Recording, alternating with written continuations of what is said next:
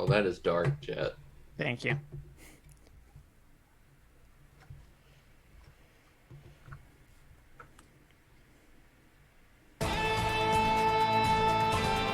Inebriated Insights with Mark Haan. Welcome to Inebriated Insights, everyone. I am your host, Mark Haan. Joining me, my producer, Dave, with the lovely choir background behind him, as well as two very talented actors and improvisers, Jarrett Kaufman and Mike Tauzin. Jarrett, I love the gallows humor, literally gallows humor. Thank you. Yeah. Awful. Yeah. I mean, it was really one of the rare times when I could agree with the right in my hatred for Mike Pence, and when I was the one going, whoa, guys, this is a little bit too much hate. Yeah, it's a bit much. Yeah. I have Flying Ted behind me, Mm-hmm. coming back from Mexico, and it appears Mike has a mountain range. So, I think that's Mars. No, The nicest bed Mars. ever. that's not Mars. That's like Bryce Canyon or something like that with a bed on top of it. Mike's gonna be in a second, so Yeah. let's grab a drink because we're playing a drinking game we are playing to our a drinking conversation. game. I We're going got to be my, chugging between segments. got my and Moscow our Mule. drinking word for the night is Democrats. Democrats. Ooh. Democrat. Ooh. So, shall we get started? Yeah, let's do it, man. Do it.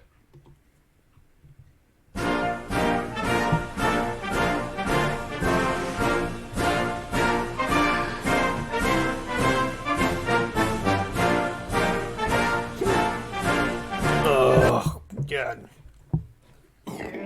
On tonight's show, Ted Cruz goes to Cancun, Joe Manchin doesn't want you to make a livable wage, and Texans suffer because of the government's greed and incompetence. But we begin tonight with the impeachment trial. This week, during the impeachment trial of Donald Trump, Republican Representative Jamie Herrera Butler, I don't know if it's Beutler or Butler, whatever, It's came out your with butler. claims. I think she's from your home district, Dave. Oh, really? Wait. Yeah, wait. Southern Washington. Oh, okay. I thought you meant my Los Angeles district. So from No. all right, man. No, I Anyway. get it. Sorry, go for it. She came out with claims that when Kevin McCarthy called then President Trump during the height of the insurrection on January 6th, begging for him to tell his supporters to stop, Trump refused, saying, "Well, maybe they're just more upset about the election than you are, Kevin." McCarthy reportedly answered back, "Who the fuck do you think you're talking to? I don't believe that for a second." But this prompted House impeachment managers who were wrapping up the case to bring a vote forward to call witnesses. The vote passed with bipartisan support, but then the impeachment managers changed their mind about calling witnesses after Senator Chris Coons reportedly told them that all of the senators, as well as the American public, had already made up their minds anyway, and he was concerned extending the trial could lead to a delay in senators passing Biden's COVID relief package. Dave, do you think Yep. the House impeachment managers should have gone with their initial instincts and called witnesses? Man, I have to actually agree with their move here. I don't think that there was anything that the Democrats could have brought forward that would have changed those 43 Republican senators' minds. They're dead set on their decision. And Ted Cruz, flying Ted Cruz, he called it. He said that there will not be the 63 senator vote to impeach the president. He said that there would be 55, give or take one or two, and he was exactly right. It was 57. And the reason why that they wouldn't impeach is because the Republican senators, they wanted to have their cake and eat it too. They didn't want to lose the support of their constituents by voting against to convict Trump. Because they knew they would have lost them. Because their constituents, a lot of them, like, they wanted Trump to win. So, but they don't want him in power they don't. I mean, I'm sure a lot of them who are thinking about a presidential campaign, they don't want to follow Trump anymore. They don't want Trump to run again. So what they came up with is that impeachment of a president who's left office is unconstitutional. Even though the Constitution doesn't specifically say that you can't do this, there is one line that says that the that impeachment is there to remove them from office. Since they're already out, he was already out of office. They thought that it was unconstitutional because you can't remove someone from office who's not in office anymore, and that was their whole argument. And so all the Republican senators, all they had to do was just point to this and say that it's unconstitutional, and then they didn't have to vote to convict him. They're just like, what does it matter what he did? He could have killed somebody, but it's unconstitutional to convict him. So we're just going to go ahead and vote that this was unconstitutional and acquit him. So. But I mean, it's not the end all of everything. There's still a lot of stuff that we can do. They can enact the 14th Amendment, Article 3 says that any politician who participates in any type of insurrection or overthrows the government by force can be removed from office or also Prevented from office. So. They'll look into doing that. Also, Trump's facing a huge amount of legal battles right now. I mean, he's a civilian now. He can face criminal charges, and so I mean, once Garland's in there as Attorney General, I mean, I hope and I pray that he'll go ahead and release the hounds and charge him, and also. But why the dick tease over witnesses? I mean, it just seems like something that was designed to make Democrats look bad by making a push for witnesses, Democrats, and then not following through on it. It made them, although there were valid reasons why they didn't, it made them look weak by backing off their demand. Yeah, and I think that's probably the biggest problem with it is exactly that, because I agree that the reality is probably nothing would have changed enough votes. It's possible that with enough witness testimony, maybe we could have gotten one more Republican. I don't think so. I think we got exactly as many as was ever possible, and it's amazing we got as many as we did. So I don't think it would have changed anything. So I kind of agree with you that the tease factor of it weakened things a little bit. It was that case if we've got more, oh wait, we're not going to bother, we're just going to accept our defeat. And I think that's where it's troubling, because the entire thing from the beginning was always meant to be a show. I mean, we understood from the beginning we were not going to win this, almost definitely, but we could not let him get away with it by not even trying. Yeah. So the fact that we were willing to go that far, well, we already are willing to put on a show, so put on the rest of the show. You've started the show, finish the damn show. So that's the only part that bothers me about their decision to not call the witnesses, is exactly that. The fact that they told us they had them, that they brought them up, that they discussed that possibility and then backed down from it. That definitely showed some, I mean, what it showed was classic Democrats, willing to talk and not follow through. Maybe they just made a mistake, you know? Yeah. Maybe. I mean, it was legitimately a mistake, but it feels like such a classic pattern of what this party does, which is talk a big game, talk like they're willing to play as dirty as the others. Not that this was dirty. There was nothing dirty about it, but like they're willing to put in all of the work. And then at the last moment, it's like, no, we're going to compromise, when the Republicans don't. Yeah. Mike, do you think this is typical spineless Democrats? No. Democrats. No, actually, on this point, I think they made a smart play. I mean, they shouldn't have brought up witnesses to begin with. I think that was a bad move. Right. But no, because they would have turned into a horse and pony show. Show? A horse and pony show. I thought you said a Bo Horseman show. I was like, man, I don't know. I wasn't into it just that would have been. It just would have been a shit show. Yeah. It would still be going on. Mm-hmm. And I think there's out of everything that's happened to Trump, the biggest thing that has happened has been him being removed from Facebook and Twitter. Wow, That that's has been fantastic. Yeah. I mean, we haven't heard from him. You don't hear. It's like it's a breath of fresh air, right? Yeah. That's the big thing. It's good. It's and like the things that Congress or Senate, the things that the House and the Senate will do, they just won't have as much of an impact as what's going to happen, as I believe what's going to happen in the next coming years. What happens outside of the office will be the test.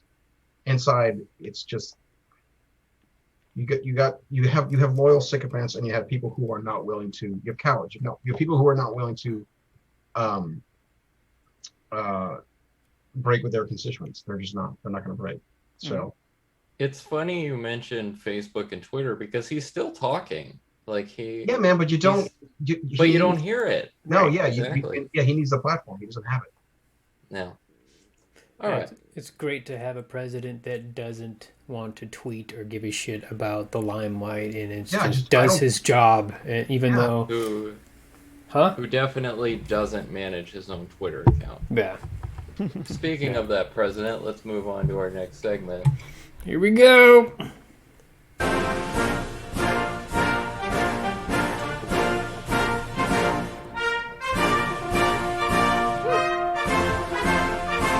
Oh, God. Biden's COVID relief package has sparked an intra-party fight among Democrats over a minimum wage increase. After Senator Bernie Sanders prompted the Congressional Budget Office to provide information on how a minimum wage increase could affect the federal budget, House Democrats included the $15 minimum wage in their budget reconciliation bill. But perpetual stick-in-the-mud Joe Manchin and eternal wet blanket Kirsten Sinema have both come out hard against $15. Mike, how hard should progressives push in the fight for 15? And how do you see this playing out? I think they should push very hard. I think progressives should push very hard. The argument that increasing the minimum wage increases the price of things, that's true. There's no getting around that. That's true. But it's not nearly as bad. We have evidence of what it does because there are several places where the minimum wage effectively is already $15, and we see the results. And it's just not. It needs to be nationwide. People need more money. You can't live on $7.50 a fucking hour, man. Yeah, it hasn't gone up since what? Since 20. It's a joke. 2009. 2009. Yeah, give me a break. And it's like it's. I mean, I understand there are some rural communities where it's like it's going to hit harder. Like the negative consequences might hit harder, but it needs to be nationwide. There needs to be. It needs to be a subsequent. It needs to be an increase. I think Joe Biden said it'll be incremental, which is better than nothing, but still it's one of those things like no, you have to fight for the big thing in order to get the incremental, which sucks, but no, we need to fight for it. And Jet, isn't there something to the idea that Democrat could do something that people immediately recognize in their lives? Because the Obama administration did a lot of really big legislation in their first 2 years, but it was really convoluted and hard to understand, and I don't think Americans recognized how they were benefiting, at least not right away. I think it should be a key strategy is to hit hard and fast with things that directly impact, hopefully positively and consistently, the average person's life. I mean, that's been so much of the Republican platform is the average Joes, the blue collar workers who are hurting, supposedly thought they were hurting because of Obama's policies. That's been their market. And the thing is, the Democrats are aiming right at exactly their pain points. Yeah, well, what the Republicans do is they anything that the Democrats propose, Democrats, that they say is like, oh, we're gonna lower taxes, increase taxes on the wealthy, create these programs, make the minimum wage higher. They're like, oh, that's socialist, and where that's coming from is from these rich corporations that are controlling everything, that they just want to go ahead and they don't want to lose money, and they don't want to lose money to the working class. So they put out these lies that that it's socialism, communism's bad, communism and socialism's the exact same thing, and that it's and everything, all our enemies, everything that's awful is socialism, and government is socialism, and it's gonna kill you all, and we're gonna turn into Russia, and you're not gonna have any religion, and Our new friends, our new allies, Russia. yeah, yes. Yeah. So it's just they've been using these scare tactics for so long, and it's diluted what it means, and people don't even understand what it is. It's just,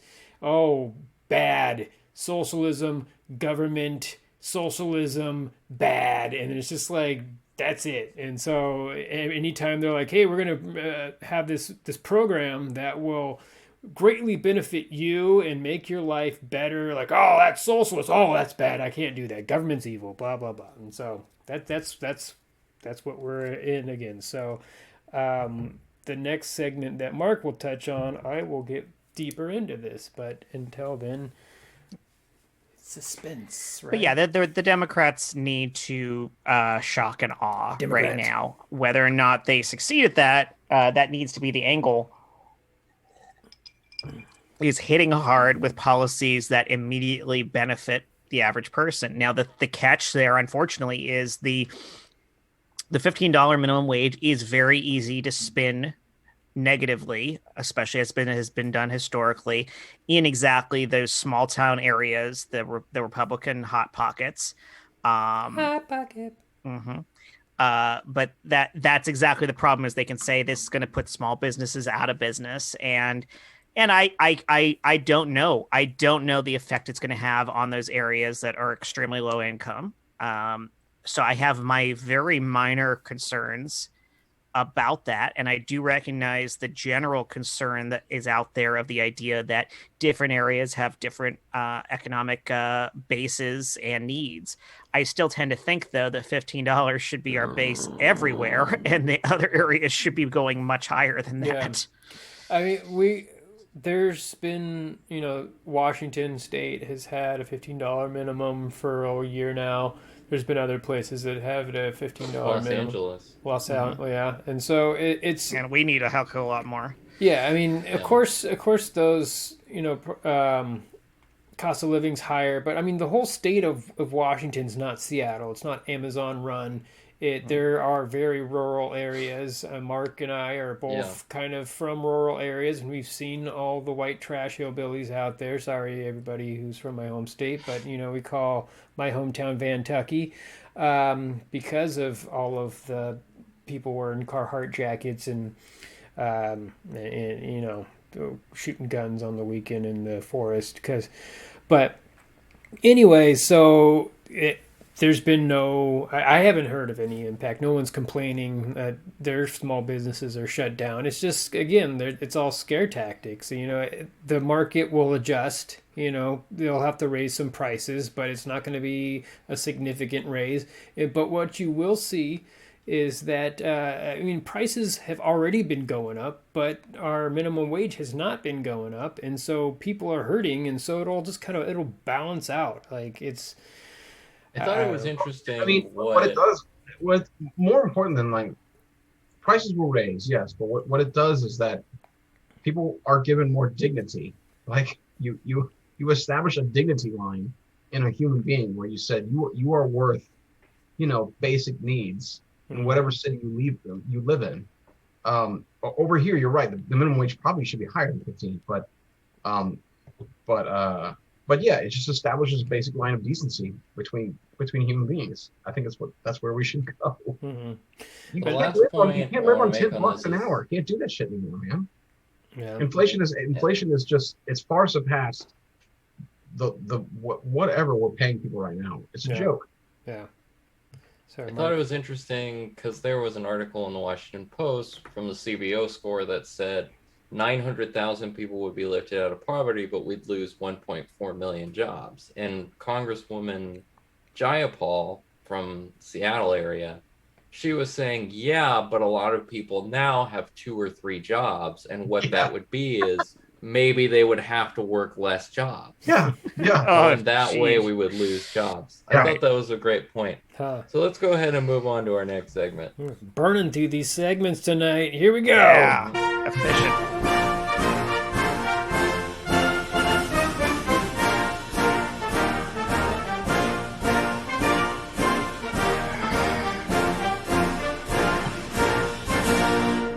Ugh. After causing an unprecedented wildfire this season in California that decimated the air quality, it's close to home. The effects of climate change have created another national emergency. Much of Texas has been blanketed by a snowstorm this week, and dozens of people have already tragically died as their houses have lost power. Texas's issues are exacerbated by the fact that they have their own power grid that is separate from the rest of the United States. Republicans have controlled the Texas government for 2 decades, but in response to the crisis, they blame the Green New Deal and Alexandria Ocasio-Cortez. Jet, I mean, and literally like 80 times on Fox News in a day, I think was the number. Jet, how much do you think AOC should pay in reparations to the state of Texas? That's ridiculous. I think she probably owes them back whatever the senators would have tipped her when she was a bartender. Oh, Oh, wow. So snap. probably pennies on the dollar, Wow. if even. Yeah, shit. Yeah. I can't imagine any of those people were incredibly generous with any of their servers ever. I think what's especially amusing here, well, first of all, besides your misattribution of the cause of the fires in California, which, as we know, were Jewish space Yeah, lasers. giant laser. Yeah. But Thanks, Jet. Thanks yeah. for the space lasers, bro. yeah, I'm sorry. I was trying to desalinize the water off the coast. It was an experiment. It did not go as planned. Yeah, thanks a lot, Jed. It was not intentional. But the other thing that I love is how they're blaming the Green New Deal that has not passed. Yeah, it's This not doesn't even exist. A It's not a thing. Yeah, exactly. Has not been debated Yes, yet yeah. on Right. the Senate floor. Wait, has it even been on? Has it passed the No, the, it's- the No, house? No. Like it hasn't even been brought to the house. It's No. an idea. No, it's so fucking stupid. barely anything. It's a collegiate thesis statement. That's what Yeah, it is. Right. Yeah. Right. But So, you know, like, it was AOC. She was the one who built those wind turbines out that's there. right. Well, and the thing is, like, the wind turbines that are being blamed here, for one thing, they are actually not the problem with the power grid at all. They're a Like, tiny percentage tiny of it. percent. Most of their problem is the natural gas flow that's been frozen up, and that's exactly the sort of thing they want to keep is the natural gas. The wind turbines, by the way, are not a problem in most of the rest of the world that including deals in with Antarctica. incredibly cold weather. It's just that they didn't bother to pay for the package that would help protect them from this weather. There's all these de-icing technologies and all these things that they could add on, but Texas is like, oh, we only get a freeze like this every 10, 20 years, whatever, no big deal. I'm sure the one time it happens every 10 or 20 years, our people can just die. But that's exactly what's happening here. It's all instantly partisanship and using. I mean, what it reminds me of is during the pandemic when people were posting photos of all the food shortages and going, "This is what it looks like under socialism," and other people were like, we literally live in capitalism right now, and this is what it looks like right now. Yeah, people buying. What are you everything, saying? Hoarding shit. This is exactly it. This is what it looks like under the Green New Deal? No, this is what it looks like now without the Green New Deal. Yeah, exactly. When we need to be dependent on fucking, natural gas and not renewable resources is fucking ridiculous. Did you guys see the Colorado City mayor who resigned after my he's God. like, you're not entitled to a handout. Stop asking me. It was one of those things where I'm like, I'm not surprised he said it. I'm surprised he said it in public. Yeah. I'm Because we surprised all he know said it that's how they feel. I'm Man. surprised. I'm surprised he resigned. Yeah, don't mess with Texas. Yeah. Am I right? Everybody Yeah. needs to I'm be surprised he resigned. cowboys, swashbucklers. Yeah, sorry. The GOP right now that has learned under Trump, their lesson, the big lesson that they took, that a lot of them apparently haven't learned, is never apologize.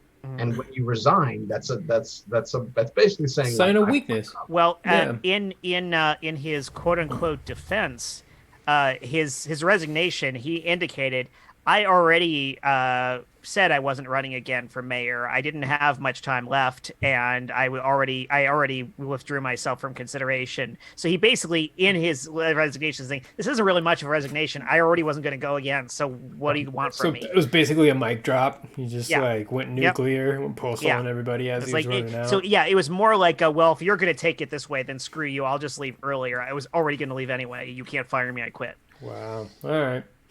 I'm always confused as to what Republicans think their job is, or what the job of government is. I don't get it. To shut down the government. Well, like I don't know, 'Cause they hate it so it's much. crazy because they are government, but then they're constantly saying how bad government is. It's just like that's your fucking job. Like I don't, you're here to serve the people. You're literally called a public servant, and you're not serving the people. What do you It's like, do, what the and or fuck? what do you think you should do? Yeah. So I think the main job of Republicans is to make sure that, you know, all of their billionaire donors that are giving them money go ahead and become more profitable. That's it. That's all they do. That's all. Well, that and gerrymander the system so that they can continue doing exactly, that, so that year they after can year. win, so that they can get money from donors, and so like power. I think everybody's just a bunch of fucking children that are just power hungry narcissists that just need to win. They don't give a fuck about their constituents. They don't give a fuck about helping anybody. They just want to continue to win for a power grab. And they have the audacity to complain about poor people expecting money for doing nothing. And they get so much fucking money from people. Which is why what's his face absolutely said to Trump, do you even know who I am? He absolutely said that. Yeah, or That who is do you think you're talking to? That's Yeah. the type of person who cannot wait to say that line. That might be true. Who the fuck do you think you're talking to, or whatever it was? Yeah, that's a good point, because he was the only one in power at that point, essentially, more or less. No, he's been waiting to say that. He's been waiting to say that. Wait, who are you talking about now? I'm lost. McCarthy, Kevin McCarthy. Oh, okay, got it. All right. Yeah, because Mark earlier said he didn't believe that, and I kind of agreed with Mark. But you make a point in this situation he's probably been desperately, because the thing is, none of those Republicans ever liked Trump. Because nobody likes Trump. Yeah. No. Some of them do.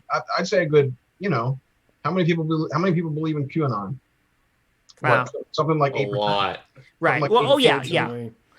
That's at least fair. at least that amount. Nobody remotely intelligent likes Trump. His supporters love him with a passion, but anybody who has to directly deal with him can't possibly. I mean, it's a good 15 to 22% of the population. It's a lot of people. Yeah. It's a lot. Oh.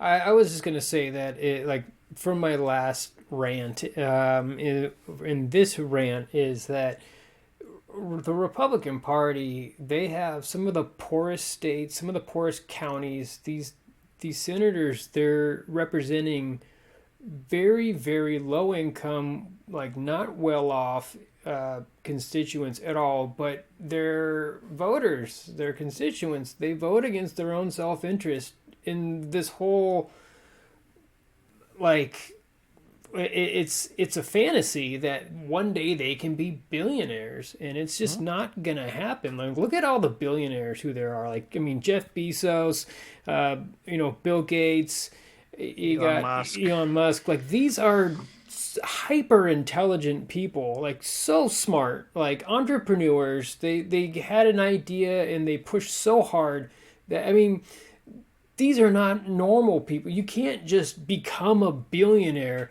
Like, meanwhile, everybody else, the 99.99% of people are fucking not gonna, like, they're not making nearly as much money as this. Right, but if the Mexicans didn't take their jobs, they'd have a chance. Yeah, exactly. Yeah. So they think that they have to one day they'll be this, so they can't limit these billionaires because they need the opportunity to be like to have more money Yeah. than any human being could ever use in their entire So- lifetimes or ever need. Yeah, they need the opportunity to suck off the corporate teat. So fuck my interest. I don't need a good life. I don't need my kids to go to college. I don't need a livable wage.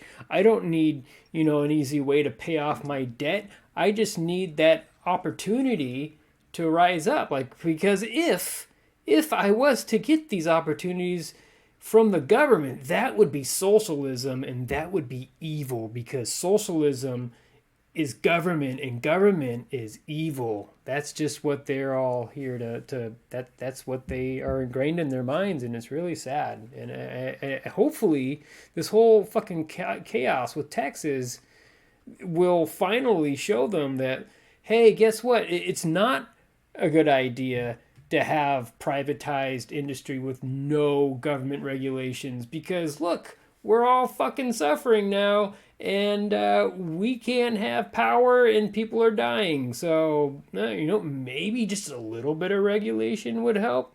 Maybe. I don't know. I don't know. They're doing their best. They're doing their best to blame frozen windmills, but I don't know if that'll stick. I don't know. Texas should vote for people who actually believe in government. Dave's already ranting, so let's go ahead and move on to fuck off.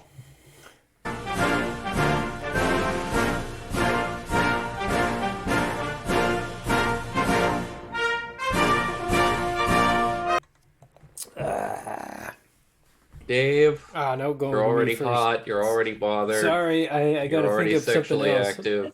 Go to somebody else. Sorry. I'll start. Okay. Yes. I'll take it because I want to take it.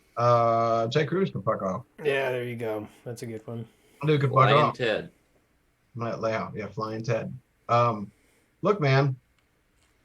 One of the unspoken rules in a political family is you don't blame your children or your wife. You don't blame your kids. Mm-hmm. Shit, you need to take responsibility for. They said And, that like, he was. It didn't surprise me, but I was like, man, you're a piece of garbage. Yeah. That when someone catches you on obvious bullshit, like the country during a flash freeze in the state that you represent, that you then go, oh no, it was my daughters who wanted to go. I was just trying to help them out. Yeah, You're fucking garbage. They, CBS News said that his tickets originally were to come back on Saturday. Yeah. And then he said, I was planning to come back right away. No, you switched your tickets, bro. Yeah, you you're a switched fucking tickets. twat.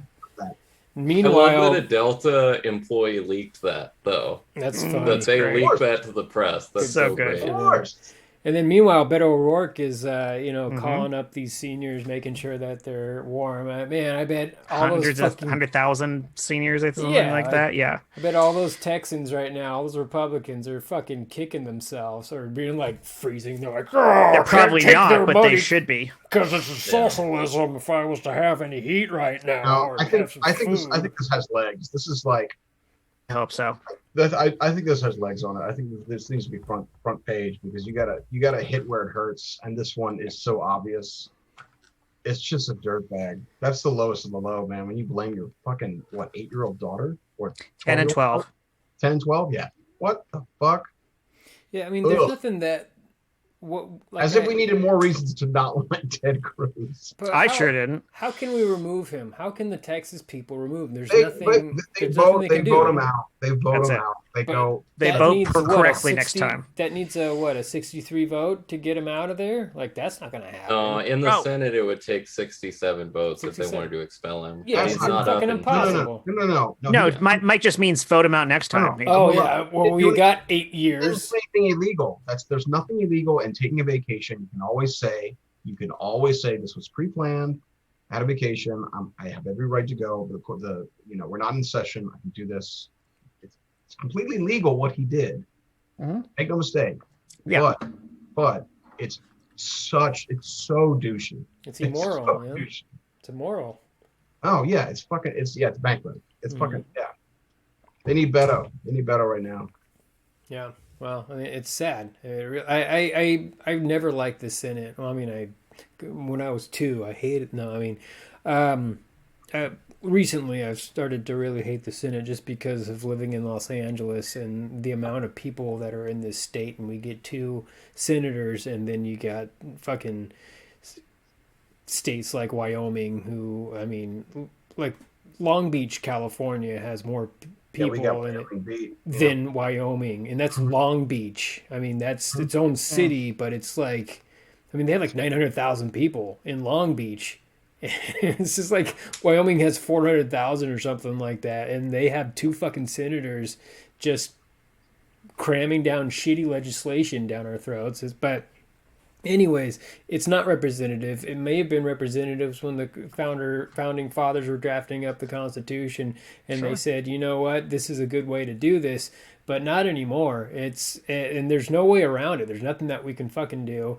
I mean, they'll say that, and it is very interesting that predominantly Texas is majority Republican, and it still is, but we have more Republicans in California than they do in Texas, which is crazy to think about. It's just that we have so many fucking Democrats. Democrats. We have so many more. Mm-hmm. I mean, I kept looking at the popular vote for Biden. I was like, holy shit, this is massive. Yeah, we were the single largest voting bloc for Trump. It's crazy in California, and he lost all like electoral votes. And that's not fair. Like, that's a big problem with the electoral system. I'll call it. That's unfair to the Republicans that their votes don't matter here. It's not fair. It's not a proper system. Really right. Yeah. Mm-hmm. Well, Dave, do you want to do a rant? I can. Well, it's not so much a rant. It's just my fuck off for this week is Tom Brady. I fucking hate that guy. I mean, yes, he's the greatest of all time. Brady, man, because he won 7 Super Bowl titles. But guess what? He's a huge fucking Trump supporter, and that guy can go fuck off, man. Because, I don't know. I don't like him. Like, there is something about him that is kind of endearing, which is that he doesn't look like an athlete. He just looks like kind of looks like a schlubby dude. Looks like a male model. Is that what it is? He looks like a male Yeah, he looks like a male model who doesn't really work out too much. Right. Maybe works out like some muscle segments. Like a male model of a dad. He just has an arm. Like, he just, wherever he wants the ball to go, that's where it goes. And like, he has a freak power. He throws fits on the fucking sideline when his offensive line can't fucking like do their job. He throws fits at his fucking coaches because if you have all the money in the world, you're married to Giselle. Yeah. Like, I gotta give you a little bit. But everyone says you're incredible, and you are. You're. I don't know. I give you a little leeway, but you're right. He's a prick. He's a fucking asshole, man. Like, I don't know. I'm tired of hearing his name, and I was glad that he went to Tampa Bay, so we didn't have to hear about him anymore. And then he goes and wins a fucking Super Bowl. I'm like, fuck you, Tom Brady. I fucking hate you. So, greatest of all time can go suck my fucking dick. Fuck you. You might win again next year. They're gonna be pretty good. Oh, Jet, who should fuck off? I'm gonna do it. I'm gonna go there. Rush Limbaugh can fuck off. Yeah, good job, man. Go for it. We're done. He's done. It's over. His legacy will live on, unfortunately, for many, many decades to come. He helped really build some of the biggest divides this country's ever seen. His power was dramatically larger than anyone can ever comprehend, and we can blame him for a lot of everything we're dealing with, and a lot of the rhetoric and a lot of the nastiness that we've had for decades now. And I don't think we'd be in a lot of the political mess we're in without him. Could someone else have filled his shoes? Maybe. We can never know exactly how it would have worked out, but that man did incredibly huge amounts of damage. Yep. And fuck off, Rush. If you're the kind of person who on the radio plays celebratory music when you read off the names of gay people who've died from AIDS. So fucked up, man. And then, you you go on to say like I was deeply regretful of when that happened. Like Right. fine, everything is I believe everything in life is forgivable, but nothing is forgettable. Yep. Like nothing is forgettable. Like if you are the type of person who would, given the choice, say, you know what, I'm gonna go ahead, I'm gonna green light this. Yeah, writers, everybody, producers in the room, this is green lit. Mm-hmm. And you've made that choice. You're shit. Why didn't, I mean, if this was a normal radio show, they would have pulled him. Like, but no, they have to sit there and fucking let him do his damage. But it's all about ratings, and he got the ratings because all of these nut jobs listened to him. But Well, because again, money is all that matters in the end. yeah, It's all that ever did. but no, I completely agree with you, Jet. And I mean, I didn't say anything I mean, I wanted to on all social media, but I mean, I just feel first of all, I hate social media, and I also feel that like I just don't. I'm tired of saying shit that stirs the pot. But that's why we do it on this show, which gets no ratings and no views, and I can say whatever I want, and eventually it'll come back to bite me. But anyways, so he was a monster, and if let's say like, you know, if I'm not comparing him to Hitler, but if Hitler was to say something like, if like did all these awful things and then he dies, like, let's not criticize Hitler because he died. You know, he's dead. I mean, that's awful. How can we criticize him? And it's just like, Always sad when someone dies. I mean, he died. I mean, give some respect to his family. And Don't it's like, speak ill of the dead. Somebody loved him. Don't you feel bad for them? It was Hitler, though. He fucking killed like 5 million Jews. It's like, no, this man was an awful man. Rush Limbaugh was a terrible fucking person. I feel sorry for the people who loved Rush Limbaugh, that something was so wrong with them in their lives that they loved Rush Limbaugh. Yeah, it's hate. It's what it is. It's hating somebody that is not like you. You know, people need to blame others for, you know, their hardships, and it's easiest just to blame somebody that either doesn't think like you, doesn't look like you, doesn't worship like you, and it's sad, and that's how people think.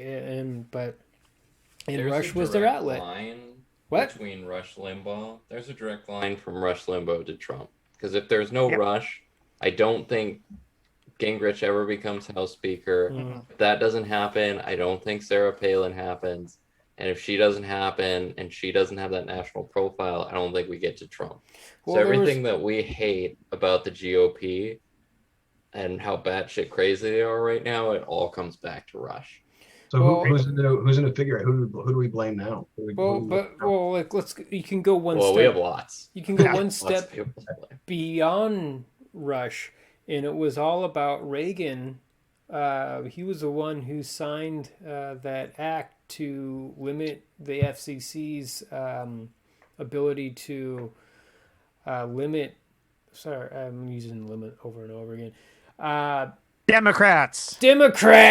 No, they took away that there was the FCC had more power. More power back in the 80s, where like you couldn't, Rush wouldn't exist. Like you just can't get on fucking the radio streams that the FCC regulated and say fucking nonsense and garbage and lies. You couldn't do that. You couldn't just report lies.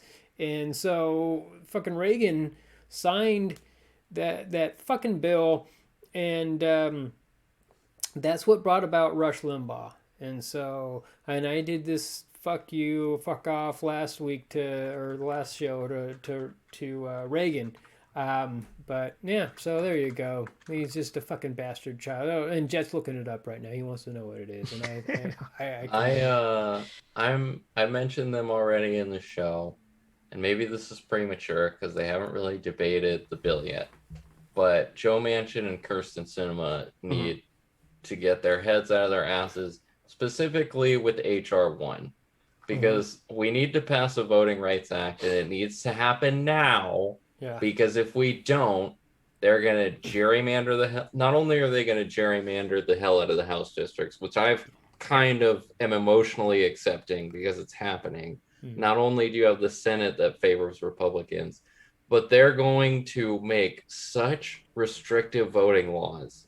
It's going to be fucking awful, man. Any community that's not white and affluent, it's going to be so hard to vote. In Arizona, not only did they put that bill out that was absurd, which is like the state legislature can overturn the electorate, but they also have a bill that's like, if you want to vote by mail, you need to get it notarized. You need to go to a notary. Yeah. And so Kirsten Sinema, if you think that you're going to win in Arizona in 2024, when people have to get their fucking vote by mail ballot notarized, and where they probably shut down a ton of polling locations, good fucking luck with that.